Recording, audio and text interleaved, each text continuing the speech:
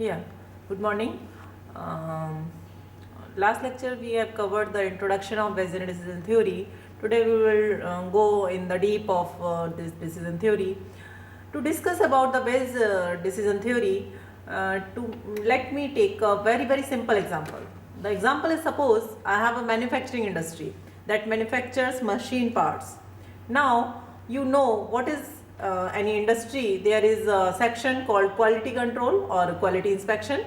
What is the job of that particular section? They go for inspection for the product produced in this form. After inspection, if they find that the product are acceptable, they are making in the norm and specification set for that particular product, if will report under accepted category. If the product is not acceptable, that there is some defect, it will be put under reject category. So I was talking about two class problem. One class I said class C1 and the other class is C2. Here let me assume home, that is your class 1 actually means the category except the class 2. Here we have to consider the error rate, which always keep as a minimum. The minimum error rate classification, we will consider classifier, discriminant function and decision surfaces and the normal density. Today we, as a part 2, we will cover all these.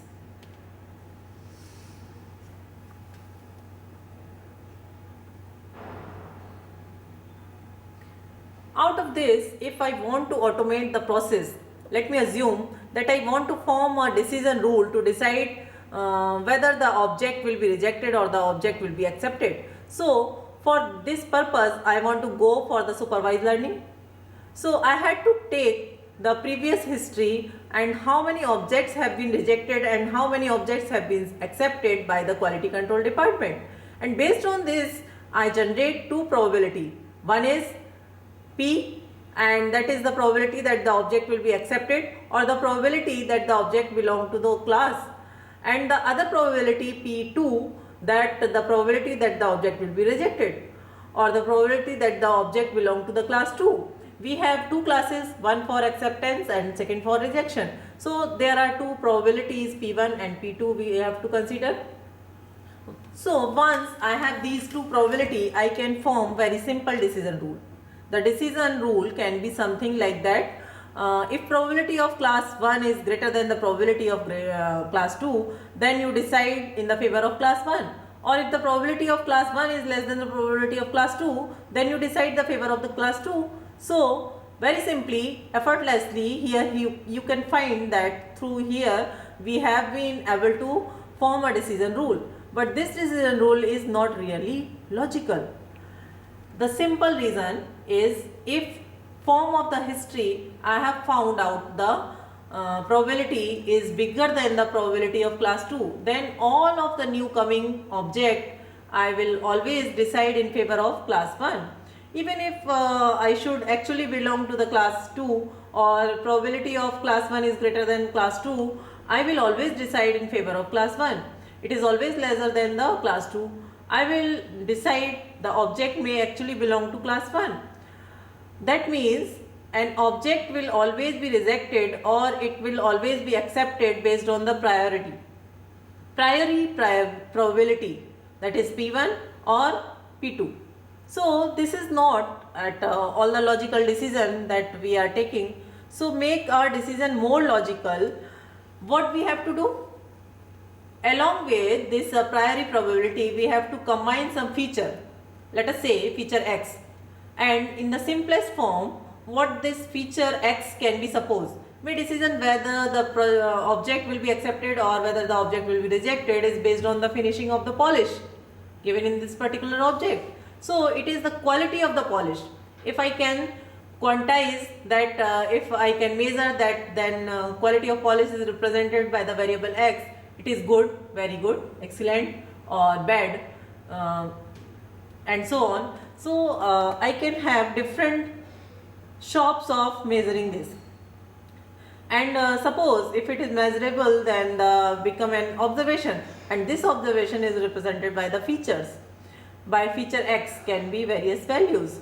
So what I would like to do, Along with this is a priori probability, I will also make use of this observation X, feature X, to decide whether the object should belong to class A or it belongs to class B. Action or decision on classes. If action alpha 1 is taken and the true state of the nature is Wj, then the decision is correct. Seek a decision rule that minimizes the probability of error, which is the error rate. Introduction of 0-1 loss. 0-1 loss is defined as delta alpha I Wj, and that is either 0 or 1. When I equal to j, it is always 0, and when I is not equal to j, it is 1. Therefore, the conditional risk of each section may be represented like that. The risk corresponding to this loss function is always average, and it is expected probability error. How to minimize the risk required? We have to minimize the risk. So probability of W1 x, since risk of alpha 1 x equal to 1 minus probability of Wj and x. To minimize or making it a minimum error rate, we have to decide W1 if P W1 belong to always greater than the PWJ. Two category classification we have already seen. Likelihood ratio. The preceding rule is equivalent to the following rule. If probability of x W1 and probability of W1 is greater than the alpha 1 2 and alpha 2 2, this is the mutual error rate, then the action taken alpha 1 decide W1, otherwise the action taken alpha 2 and we will decide W2. The likelihood ratio P is shown here in this curve. This is the risk for R1, R2, and here is your probability.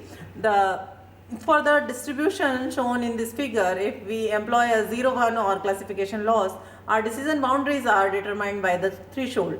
If our loss function penalizes miscategorization of W1 and W2 pattern more than the converse, we got the larger threshold. This is also reference taken as a reference from the Duda and Hart book. Now come to the classifier, discriminant function and decision surfaces. For classifier, it is very important. We have already discussed in last lecture. Classifiers are very important and how to train them to classify.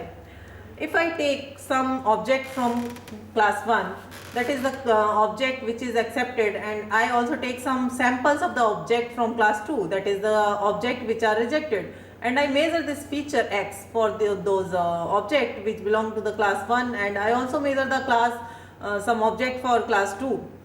That means I had to find the probabilistic measure and probability density function of variable x for the object which belong to the class 1. I can also find out the probability density function of the same observation.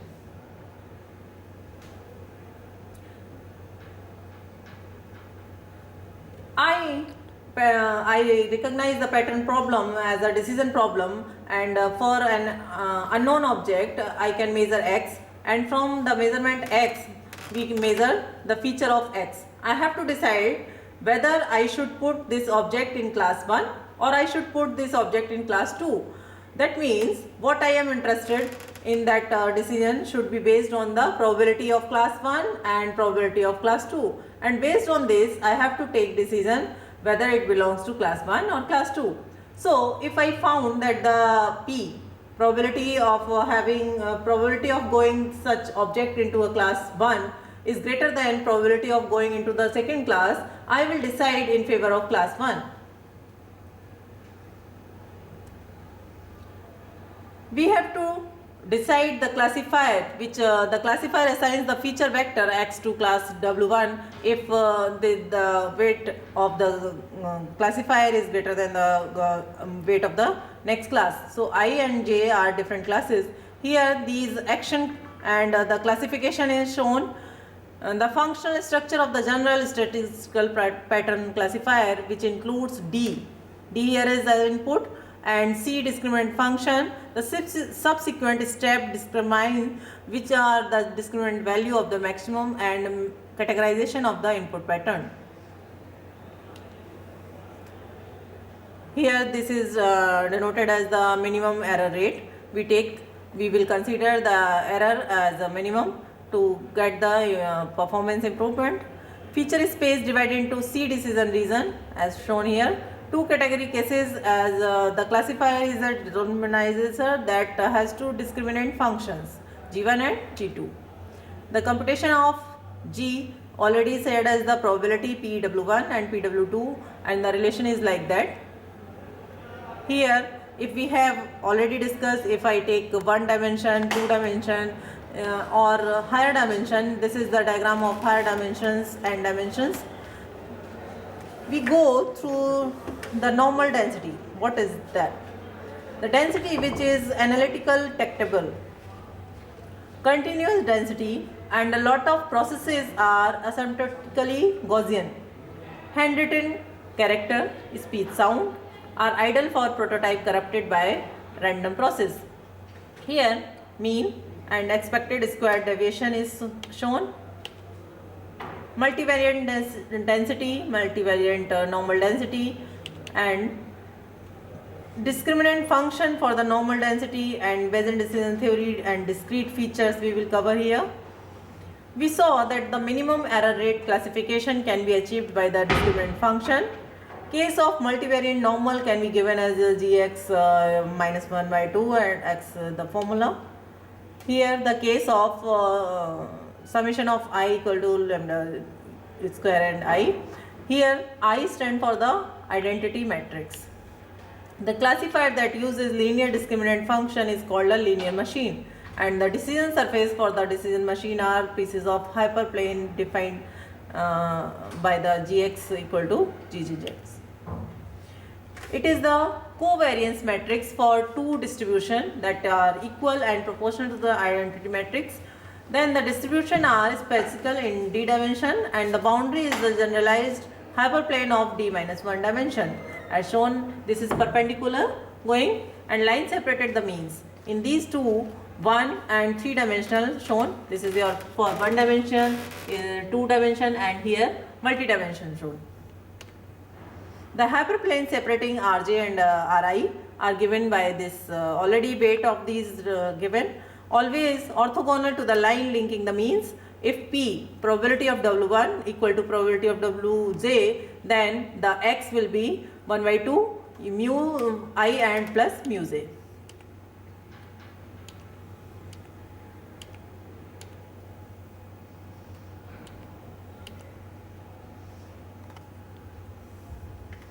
As a joint probability, what is object belong to class 1 and in the same time has the feature x, that is not a class conditional probability. This is a joint probability. So an object having is taken out from class omega.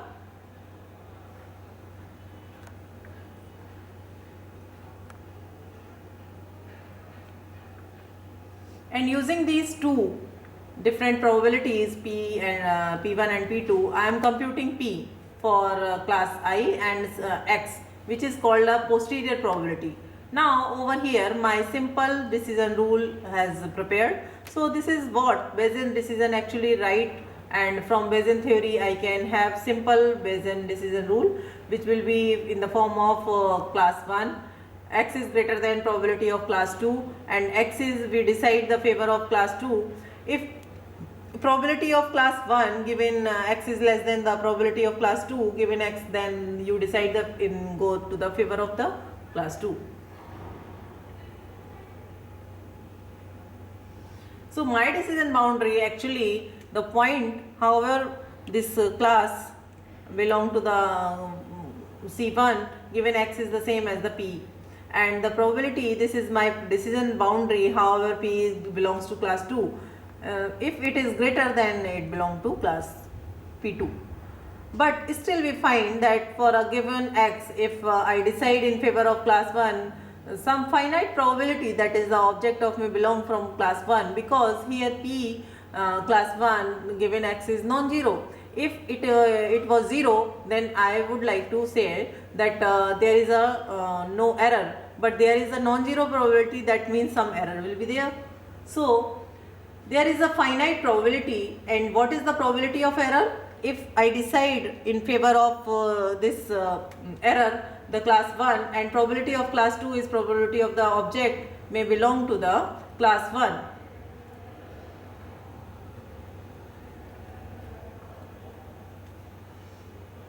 So error rate will be minimized, and the density, multivariate density we have to cover. These all are element of Bayesian decision theory. Thank you.